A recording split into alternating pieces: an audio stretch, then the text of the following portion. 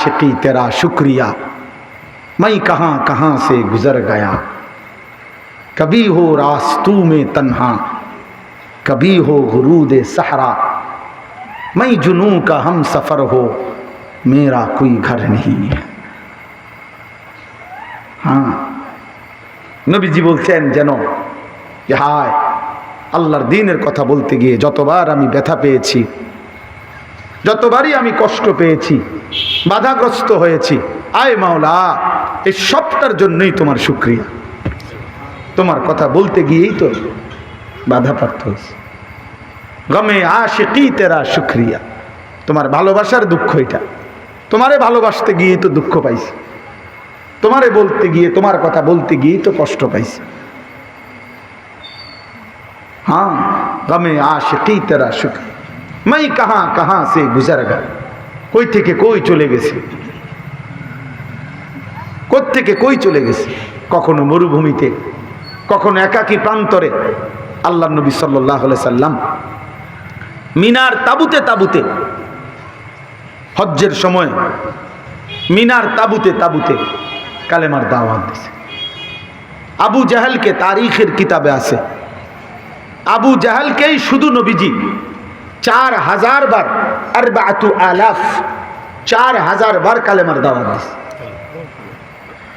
শুধু আবু জাহেলকে। কি ভাইয়া,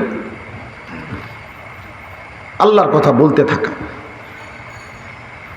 ফিরবে কে ফিরবে না কে সে তো মালিকের ফয়সালা। সেজদা দিবে কে, সেজদা দিবে না কে সে তো আল্লাহর ফয়সালা। হেদায়েত মিলবে কার, মিলবে না কার তো আল্লাহর ফয়সালা। এজন্য উম্মতের যারা দায়ী, মানুষকে আল্লাহর দিকে ডাকে, তারা যেন ফেরিওয়ালা। ফেরিওয়ালা কখনো কখনো এমন হয় 1 ঘন্টা ধরে চিল্লাইতেছে, একজন কাস্টমারও পায় না, তবুও সে বলা বন্ধ করে না।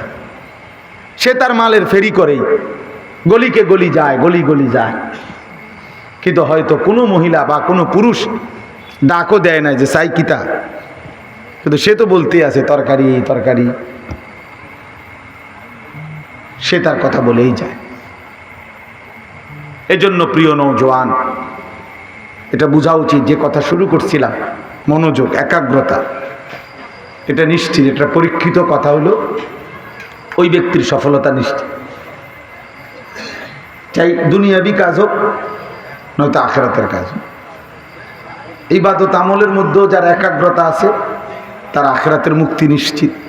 দুনিয়াবি যে কোনো কাজের মধ্যেও যার একাগ্রতা আছে কাজের প্রতি, তার দুনিয়ার লাইনেও সফলতা নিশ্চিত। এই যে মনে করেন এই পৃথিবীতে যত মানুষ বড় শিল্পপতি, বড় ব্যবসায়ী, হালাল হারাম পড়ে মানে, কিন্তু সে তার কাজের প্রতি খুব নিষ্ঠাবান ছিল, ফলে আজকে সে কোটি কোটি টাকার মালিক। বৈধ অবৈধ পরে যেটাই করছে, বৈধ করুক আর অবৈধ করুক, খুব মনোযোগ দিয়ে করছে, খুব নিষ্ঠার সাথে করছে। আমি একবার পল্টনে ঢাকা এক বিশাল ব্যবসায়ী, ওনার 16 তলা ব্যবসায়িক যে ভবন, তো ওইটার 16 তলায় ওনার সাথে একবার দেখা হয়েছিল। কথার প্রসঙ্গে উনি এটা বলছিল যে হুজুর আমি সেই মানুষ, যে একটা বাজারের নাম বলছে, আমি ইচ্ছা করে বলতেছি না নামটা আর কি। আমি সেই বাজারে দোকানে, আমি এতিম ছিলাম, বাজারের দোকানদারদের কাছ থেকে হাত পেতে কেউ আমারে কোনো সময় একটা বন দিত, কেউ আমারে দুপুরে অনেকে ভাত খাইতো, দোকানে বসে বাটি দিয়া আমি দাঁড়ায় থাকতাম দরজার মানে দোকানের সামনে। ওরা খাইয়া যদি থাকতো কিছু বাটিতে, কোথায় আমার দুগা ভাত তরকারি দূর দিত, অথবা 2-3 জনে দিলে আমি ওটা মিলাইয়া খাইতাম। এভাবে আমি বাজারে বাজারে দুয়ারে দুয়ারে ঘুরে ঘুরে খাইতাম। কিন্তু এই ছোট ছোট ব্যবসা করতে করতে, অল্প অল্প অল্প অল্প অল্প করতে করতে আজকে সে 1000 কোটি টাকার মালিক। তাহলে মানে নিষ্ঠা, সে তার কাজের প্রতি মনোযোগী ছিল, একাগ্রতা ছিল। এই জন্য এটা একটা গুরুত্বপূর্ণ মূলনীতি নয়। নওজোয়ান ছেলে, তোমাদের জন্য এটা দরকার, যেটাই হোক সেটা। প্রত্যেক ব্যক্তির এটা উচিত, মনোযোগ, আন্তরিকতা, একাগ্র। আমি আজকে 21 বছর আলহামদুলিল্লাহ, আল্লাহর দয়া, এই কম বেশি ওয়াজের এই ময়দান 21 বছর। এই 21 বছরে নিজের জীবনের কাহিনী বললে সারা রাত শেষ হয়ে যাবে। কত সুখ, কত দুঃখ, আনন্দ, বেদনা, মূল্যায়ন, অবমূল্যায়ন। হ্যাঁ, খাইছি কখনো, খাই নাই কখনো, 2 মাহফিলে বয়ান করেও কখনো হোটেলে গিয়ে ভাত খাইছি, একটা পরোটা খাইছি, ওয়াজ করতেছি এরকমও গেছে যে অকাতরে অজরে ঢিল মাইরা, ইট মাইরা মাহফিল বন্ধ করে দিছে, তার ছিঁড়া ফেলছে, বহুত কিছু, মানে কথার কথা, বহু কিছু জীবনে। এটা সারা রাতও শেষ হবে না বললে। কিন্তু আমার উদ্দেশ্য হলো সুখে কিংবা দুঃখে, মূল্যায়ন কিংবা অবমূল্যায়ন, আমার সিদ্ধান্ত আমি জিন্দিগির এই আল্লাহর দ্বীনের এই কথা বলার, আমাকে এটা বলতেই হবে, বলতেই হবে। নবীজি সাল্লাল্লাহু আলাইহি ওয়াসাল্লাম বলছেন, হে মক্কাবাসী, তোমরা যদি আমার ডান হাতে সূর্য এনে দাও আর বাম হাতে যদি চাঁদও এনে দাও, তবুও যদি আমাকে বলো আমার এই কালেমার দাওয়াত ছেড়ে দিতে, আল্লাহর কসম আমি ছাড়ব না। নবীজি বলছে, আল্লাহি লা ওয়াদাতুমুশ শামসা ফি ইয়ামিনি ওয়াল কামারা ফি ইয়াসারি ওয়া আমারতুম আন আতরুকা হাযিহি আদ-দাওয়া লান আতরুকা। আমি ছাড়ব না। এই যে নিষ্ঠা, সফলতা, মক্কার 13 বছর ইমানদার হয়েছে অল্প কয়জন, 2 জন, 4 জন, 5 জন, 10 জন। মদিনার মধ্যেও আরো 8 বছর, তখনও ইমানদারের পরিমাণ কম। এই 13 আর 8 21 বছর, 21 বছর পরে মক্কা বিজয় হয়েছে। আল্লাহ তাআলা তখন আগেই আয়াত নাজিল করে জানায় দিছে, অল্প সময়ের মধ্যেই এমন একটা বিজয় আসবে বন্ধু আপনার। এই বিজয়ের পরেই দেখবেন ওয়ারাআইতান নাসা ফি দীনিল্লাহি আফওয়াজা। এতদিন দেখছেন আপনার কাছে একজন একজন, 2 জন 2 জন আসছে, ঈমান আনছে। এবার দেখবেন এই বিজয়ের পরে, মক্কা বিজয়ের পরে ফৌজ, মানে হলো দলে দলে লোক আপনার নিকট আল্লাহর দ্বীনের মধ্যে আসবে। এবার 1 বছরে 21 বছরের চাইতে বেশি কালেমা পড়ে ফেলছে। কিন্তু পিছনে পার করতে হয়েছে কত বছর? 21 বছর। 21 বছর। এজন্য দোস্ত, এটা জরুরি, জরুরি। এই তোমরা অনেক ছেলে জীবনের কোনো কাজই খুঁজে পাও না, কি করবা খুঁজেই পাও না, বিদেশ যাবে। যতদিন বিদেশ না যাবে অতদিন ঘুরবে না। এটা বুদ্ধিমানের কথা হইতে পারে। ইসলামই একমাত্র ধর্ম, যে ধর্ম কোন সুস্থ সবল মানুষকে একদিনের জন্য উপার্জন থেকে বিশ্রাম নেওয়ার অনুমতি দেয় না। ইবাদত করার জন্য যেরকম জোরদার হুকুম দিছে, উপার্জনের কথাও বলে দিছে। যেমন আমরা মনে করি যে শুক্রবার ছুটির দিন, ইসলাম বলে নাই ছুটির দিন। কোরআন সুন্নাহর কোনো জায়গার মধ্যে এ কথা নাই যে শুক্রবার ছুটির দিন। কি আছে মৌলানা? নাই। আল্লাহ তাআলা কোথাও বলে নাই যে শুক্রবারের জুমার নামাজ পড়ার জন্য তোমরা ছুটি কাটাও, না। বরং কি বলছে? ইযা নুদিয়া লিস-সালাতি মিন ইয়াউমিল জুমআ ফাসআউ ইলা যিকরিল্লাহ ওয়া দারুল বাই'। হে ঈমানদার, ইয়া আইয়ুহাল্লাযীনা আমানু, হে ঈমানদার,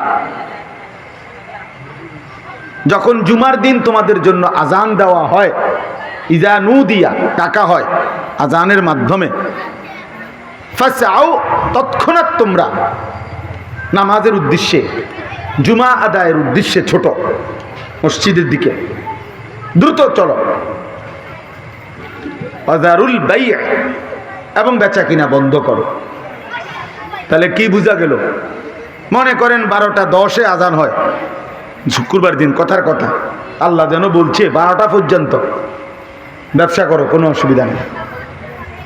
এখন আজান হইছে, এখনই রওনা দেওয়ার জন্য, এখন বেচা কিনা বন্ধ করে দাও। আবার কি বলছে পরের আয়াতে? ফাইদা কুদিয়াতিস সালাহ ফান্তাশিরু ফিল আরদ, নামাজ শেষ আবার বেরিয়ে পড়ো, জমিনে ছড়িয়ে পড়ো। ওয়াবতাগু মিন ফাদলিল্লাহ, সমস্ত তাফসীরে আছে, এবং আল্লাহর দেওয়া রিজিক তালাশ করো, আবার কর্মে লেগে যাও। তো ছুটি দিল? বলো ভাই, ছুটি দিছে কোনো? না, ছুটি দেয়। ইসলাম একদিনের জন্য বেকারত্ব পছন্দ করে না। অলস মানুষ একদিনের জন্য অলস ইসলাম সমর্থন করে না। মুমিনের জন্য কোনো অপশন নেই, মুমিনের কোনো বিশ্রাম হয় না, মুমিনের কোনো বিশ্রাম নেই। মুমিনের দুনিয়া শুধুই মেহনতের, মুমিনের কবর বিশ্রামের, মুমিনের জান্নাত আরামের। খালাস, সহজ হিসাব, 3 কথা। মেহনত করবে দুনিয়াতে, কিছুক্ষণ বিশ্রাম করবে কবরে, আরাম করবে জান্নাতে। হ্যাঁ, এটা ওয়াবুদ রাব্বাকা হাত্তা ইয়াতিয়াকাল ইয়াকিন, কোরআন শরীফে আছে। আল্লাহ তাআলা বলেন, হে নবী, আপনি আপনার রবের ইবাদত করুন, আপনি আপনার মালিকের বন্দেগী করুন, হাত্তা ইয়াতিয়াকাল ইয়াকিন, আয় আল মাউত, মৃত্যু আসা পর্যন্ত। সব তাফসীরে কথা, মৃত্যু আসা পর্যন্ত ইবাদত করুন। এজন্য আল্লাহর নবী সাল্লাল্লাহু আলাইহি ওয়াসাল্লাম ঠিক ইন্তেকালের পূর্ব মুহূর্ত পর্যন্ত শেষ, তখন নবীজির হাতে মিসওয়াক ছিল। আল্লাহর নবী সাল্লাল্লাহু আলাইহি ওয়াসাল্লাম মিসওয়াক করা অবস্থায় হাতটা আস্তে পানির মধ্যে, একটা ছোট্ট পানির পাত্রের মধ্যে হাত রাখছেন, মিসওয়াক হাতে অবস্থায় ইন্তেকাল করছে। তো মিসওয়াক করা একটা আমল কিনা? কথা বলেন না? এই আমল অবস্থায় ইন্তেকাল করছে। আল্লাহকে ডাকতেছিলেন, লা ইলাহা ইল্লাল্লাহ ইন্না লিল মাউতি সাকারাত, বলতেছিলেন মুখে, মানে কালেমা পড়তেছেন আর বলতেছেন মৃত্যুর বড়ই যন্ত্রণা, মৃত্যুর বড়ই যন্ত্রণা। হযরত ফাতেমা রাদিয়াল্লাহু তাআলা আনহা, নবীজির মেয়ে, তিনি তখন কাঁদতেছিলেন আর বলতেছিলেন, ওয়া কারাবা ইয়া আবাতা, হায় আমার আব্বার কি কষ্ট হচ্ছে না জানি। আল্লাহ নবী সাল্লাল্লাহু আলাইহি সাল্লাম বললেন, লা ইয়া ফাতেমা, না ফাতেমা, কষ্ট হচ্ছে না, বরং তোমার বাবার কষ্ট আজকে শেষ হচ্ছে। লাইসা আলা আবিকাল কারব বাদা হাদাল ইয়াউম আবাদা, আজকের পর থেকে তোমার বাবার কষ্ট আর কখনো হবে না। আজ 23 বছর আমি কষ্ট করেছি আয়েশ ফাতেমা, আজ আমি আমার বন্ধুর সান্নিধ্যে যাচ্ছি, কষ্ট না, কষ্টের সমাপ্তি।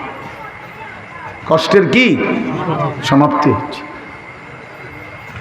তাইলে দোস্ত ভাই, তোমরা দাঁড়ানো ভাই, কথা বলো না, আল্লাহর দোহাই ভাইয়া, কথা বলো না, আমি অনুরোধ করি, যার যেটুকু সময় এটুকুই শুনে যাও, যে যেদূর শরীরে কুলায় এদূরে শুনে, 5 মিনিট হলে 5 মিনিট, 2 মিনিট হলে 2 মিনিট।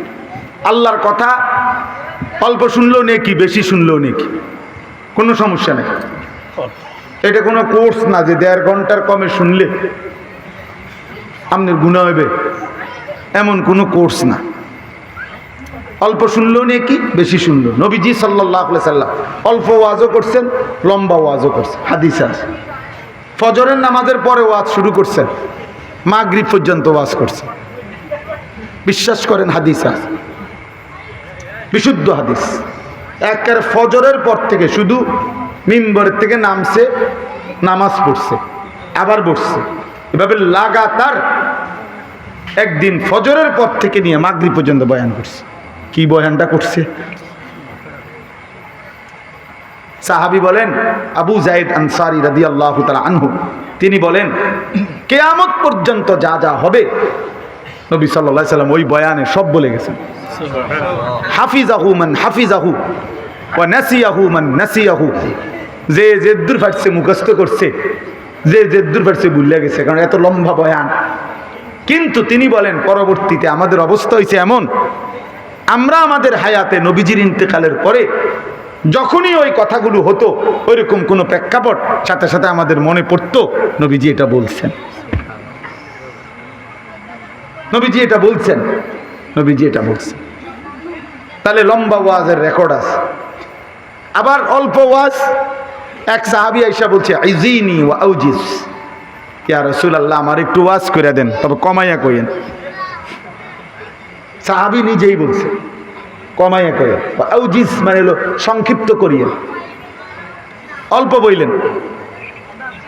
আল্লাহ নবী সাল্লাল্লাহু আলাইহি ওয়াসাল্লাম বললেন লা তাগদাব, রাগ করো না। এই ওয়াজ শেষ, আর কিচ্ছু বলেন, আর একটা শব্দ না। বুঝেন নাই কথা? কি বলছে? এই রে ওয়াজ, লা তাগদাব, রাগ করো।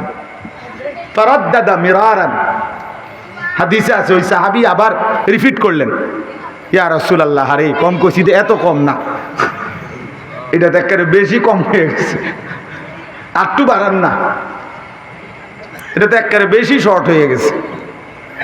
কম কইছি মানে তো একেবারে আপনি যেটা বুঝছেন এত কম না। তিনি বলছেন আরটু বলেন। আল্লাহ নবী বলছে লা তাগদাব, রাগ করেন।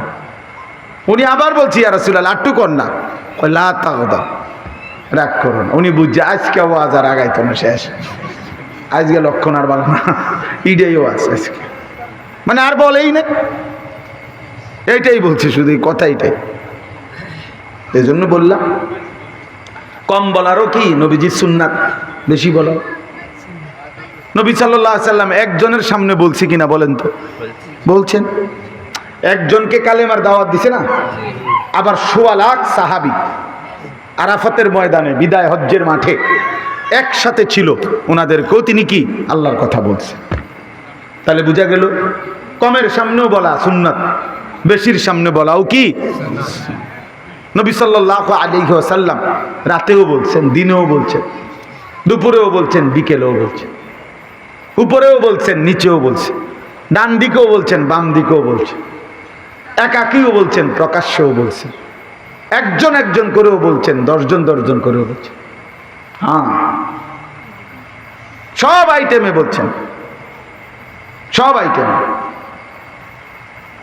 কবি ইধার কবি উধার, কবি উনকে দার কবি দর বদর, কখনো এদিকে কখনো সেদিকে, কখনো কারো দরজায় কখনো দুয়ারে দুয়ারে, কবি আরশ পর কবি ফরশ পর, কখনো উপরে কখনো নিচে, গমে